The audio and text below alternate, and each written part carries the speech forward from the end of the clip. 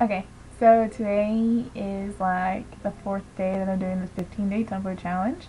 I skipped yesterday, and that's my bad. Sorry. I was busy yesterday here at work. Been busy today. There's a water leak, and people are bitching and moaning because they can't take a shower, and there's not much I can do about it because I'm not the water master, so not in the best mood right now, I guess. Um, Today I'm going to be talking about my most difficult experiences. I have a few on hand that I can think of, and I guess I'll start. They're in no particular order, they're just kind of like the way I spout off. The one that the one that's hit me the hardest that I think of, almost every day is my grandpa passing away. It happened when I was a junior in high school, and he had open heart surgery a long time before he passed away, and just didn't he was in disbelief that he survived, and kind of weirdly slowly slipped into this depression. Didn't leave the house, didn't go to church. He lost a lot of weight. He developed an infection, and it got into the bone and started slowly traveling upwards, and was in danger of inhabiting the brain, I guess. So they wanted to amputate his foot. I remember that, because that's the infection was. It was gangrene. They wanted to amputate it, thinking he would get better, and he had dementia, and that was one of the things that he fought back with. That's the one thing I remember. That's the last thing I remember. He said that he was born into this world with all of his parts, and he was gonna leave the same way with all of his parts. He didn't want to get rid of his foot because that was his. So he was gonna go with it. He was a good role model for me. I tried to I guess fashion my life after him. He was so passionate about people. He was passionate about what he did. He was passionate about music and just community, and he loved everybody. And that's where I get my sense of music from. That's where I get my passion, my love for music. He loved it a lot. He loved it. Did it in church. Did it all the time. He knew how to play guitar, accordion. He was a good man. He always called me his little India because I was dark. I had dark hair, and when I was small, I think he called me Pocahontas, and that was that. It hit me really hard whenever he passed. It still hits me pretty hard when I think about it. I think about it almost every day. So there's one. Another difficult experience that I've gone through recently is having to leave San Angelo. Went to school there for a year. Made a lot of so many good friends. Made a lot of good memories there. It wasn't the right time for me, and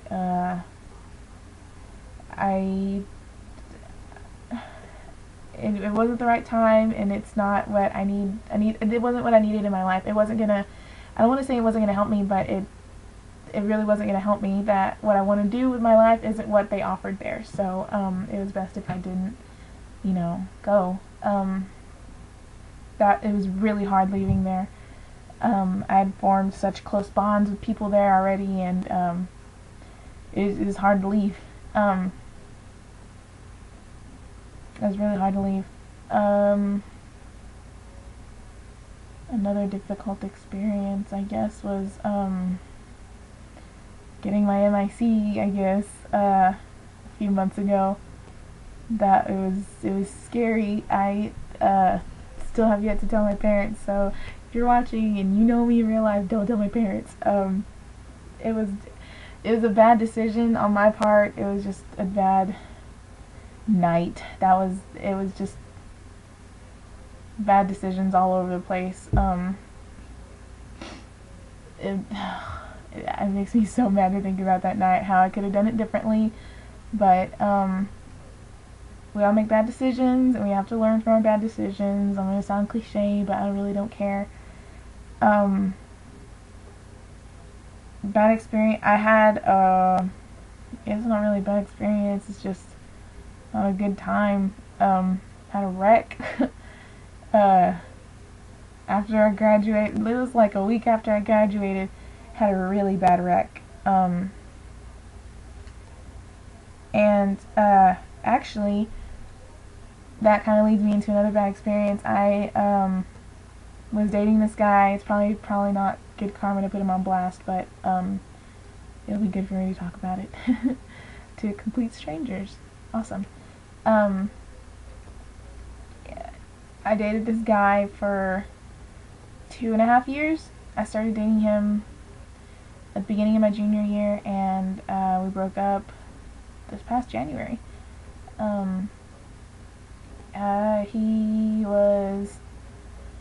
He had good intentions at the beginning. When I can tell you where he falls into it, all my other bad experiences. When my grandfather passed away, he was kind of nowhere beside me. He wasn't very comforting in the sense that, you know, he wasn't really there. He called once to check up on me. It wasn't, you know, I guess available. I don't want to say that, but I mean, it's true. When I had my wreck, he was literally nowhere to be found. He was, I found out through a friend that he had gone to a pool party, didn't call me or, you know, text me to make sure I was okay. He was going to Amarillo that day, so, that makes up for it, right? He didn't make sure. I mean, one of my other friends, his stepbrother called. I'm getting really upset right now. His stepbrother called me and asked me if I was okay, if I needed anything, whatever. One of my other friends called me, picked me up. We went. He wanted to talk about it, about how I felt, if I was okay, stuff like that. I never got a call from my boyfriend at the time about anything. I'm talking for a really long time. I'm sorry. You can stop now if you'd like, because I'm just gonna ramble on and on. And when I left to San Angelo, when I left for college, I probably should have broken up with him then, because I had friends telling me that it wasn't a good idea that I was, you know, continuing dating him, because, you know, college is such a bigger step than you think. And we hardly talked when I was, that whole semester that I was away. I don't think he called me, actually. We texted a few times. I always had to start. It was just bad juju. It was bad. When I came home for Christmas, he was leaving on a cruise for 2 weeks, something like that. When I came back, he was kind of, you know, awkward and quiet about it. We had gone to see one of my best friends play at a show, and he was gonna leave, and he was just gonna leave like that. So I followed him out, and he was asking me what was up, and if we were gonna stay together, if it was gonna be the same as last semester. Then he didn't want to be together, and I told him that it's gonna stay the same way, I guess. And I mean, there's not much I can do. We decided to go on a break, which was probably the stupidest idea I've ever had in my entire life. Don't go on a break. If you're gonna break up with someone, just do it. Just break up with them, because putting someone on break is like the biggest horror. It was awful. That same night, he had changed his Facebook status. He made an FBO, Facebook official, that we were broken up. He put himself single. And when I asked him about it, he said that he didn't want to have to explain to other people what we were going through, so he just decided to, you know, I guess break up. And my best friend kind of coached me through it, said that until you're ready, until you're completely through with him, leave it. I mean, and it was only a matter of days before I just kind of finally said fuck it, and just, I, you know, I broke up with him. He called me once. I didn't see him after that. He called me when I got back to San Angelo for a second semester and asked what was going on, and I told him that it was going to stay the same way unless he wanted to change something, and we broke up. That experience that lasted a really long time. It bad stuff. I tend to have really bad luck in little things that kind of really don't matter. But it was just, that was a bad point in my life, bad chapter. But you know, we're friends now. He goes to school far away, and I don't have to see him a lot. So he used to talk. He was talking. I'm gonna stop talking about him. It's been like 11 minutes, so if you're still listening, thank you. I'm sorry I ramble on and on. I get really upset and I just start talking. But I'm gonna shut this one down because I'm probably gonna have to upload this on YouTube to put it on Tumblr. It's freaking awesome.